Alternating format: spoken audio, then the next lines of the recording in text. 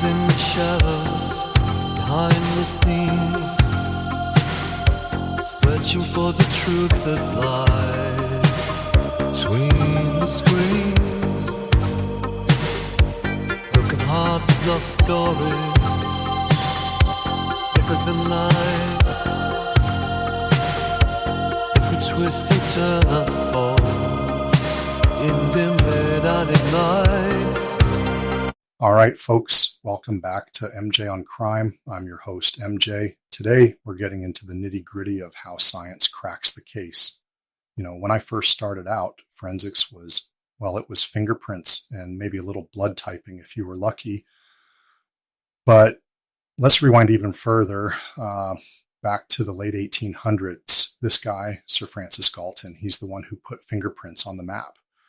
Before him, nobody thought those little whirls and loops on your fingers could put someone at a crime scene.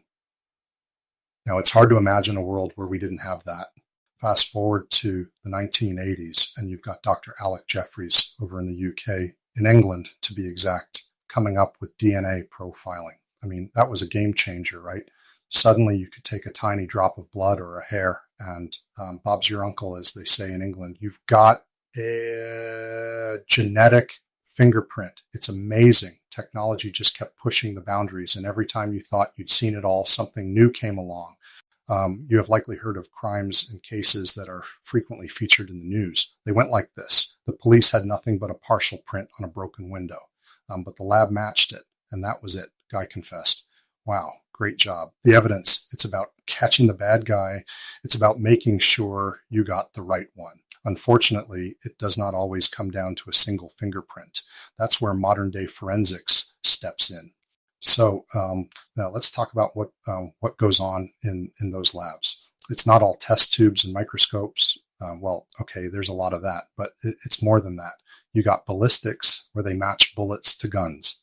And I remember a case where a single scratch on a bullet casing tied a suspect to a shooting. That's the kind of detail you can't make up. Then there's toxicology, figuring out what's in someone's system. Sometimes it's poison, illicit drugs. Sometimes it's just a bad mix of meds. And of course, DNA analysis. That's the big one now. But here's the thing. None of this works in a vacuum. You've got biologists, chemists, and computer geeks all working together. It's like a crime-solving Avengers, if you want to get dramatic about it. But, and this is important, forensics isn't perfect. There have been cases, some significant cases, where a lab technician made a mistake or someone misread a result. That can ruin a case. It can also ruin lives. So in labs, there's a ton of checks and balances, peer reviews, double-checking results. With all that still, you got to stay sharp. One bad call and the whole case can fall apart.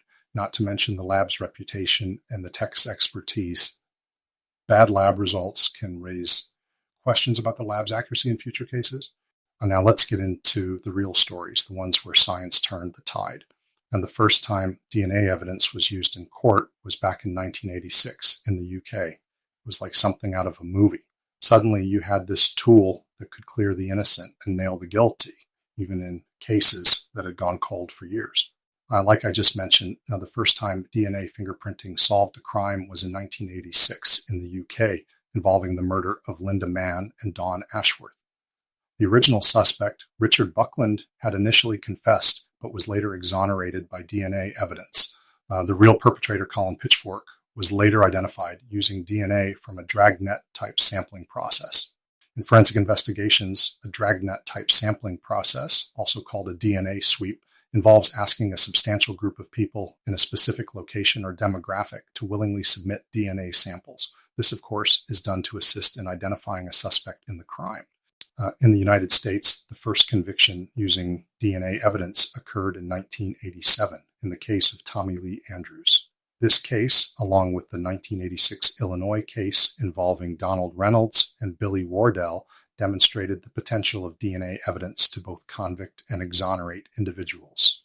But it's not always smooth sailing. Contamination happens. Someone sneezes near a sample or evidence gets mixed up, and then you have the courtroom where every expert gets grilled. I've seen defense attorneys tear apart a forensics report like it's nothing. You got to be ready for that. What people don't always see is the teamwork. Investigators and forensic folks, we're in it together. Investigators lean on lab techs to explain stuff they didn't get, didn't fully understand. And lab techs ask investigators about the scene, what they saw, what they smelled, and other details, no matter how small and insignificant they may seem. That back and forth, that's what makes the difference. You can't solve these cases alone. All right, folks, that's a wrap for today. Forensics is always evolving. And trust me, there's a lot more to dig into. Soon we'll get into some cases that'll make your head spin. Until then, stay curious, stay safe, and remember, every crime has a story. We got to find it. Whispers in the shadows, behind the scenes, searching for the truth that lies between the screens. Broken hearts, lost stories, echoes in light. Every twist and turn and fall